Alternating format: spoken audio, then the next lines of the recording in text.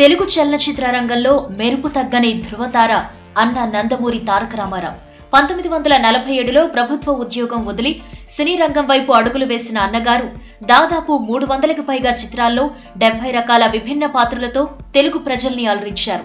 తెలుగు జాతికి అంతర్జాతీయ స్థాయిలో గౌరవాన్ని తెచ్చిన ఎన్టీఆర్ నటనకు ముగ్ధులవ్వని వాళ్లు ఉండరంటే అతిశయోక్తి కాదు. ఇప్పటికీ ఎప్పటికీ తెలుగు ప్రజలకు కృష్ణుడంటే ఆయనే గుర్తొస్తారు. అంతలా కృష్ణుడి పాత్రలో ఒదిగిపోయారు. అసలు నిజంగా కృష్ణుడు ఇలాగే ఉండేవాడేమో అన్నంతగా ఆ పాత్రలో మెప్పించారు అన్నగారు. కృష్ణుడి పాత్రలో 17 సినిమాల్లో కనిపించిన ఎన్టీఆర్ నట విశ్వరూపం తెలుగు వాళ్లనే కాదు, బాలీవుడ్, హాలీవుడ్ దర్శకుల్ని కూడా ఆకర్షించింది. అలా 1975లో హాలీవుడ్ దర్శకులొకరు లార్డ్ కృష్ణ అనే సినిమా తీయటానికి సిద్ధమైనప్పుడు ఆ పాత్ర కోసం ఎన్టీఆర్ఏ కరెక్ట్ అని అనుకున్నారట. వెంటనే అన్నగారిని సంప్రదించి కాల్ షీట్ల కోసం అడిగారు. కానీ అన్నగారు తాను తెలుగు సినిమాలు మాత్రమే చేస్తానని చెప్పేశారు.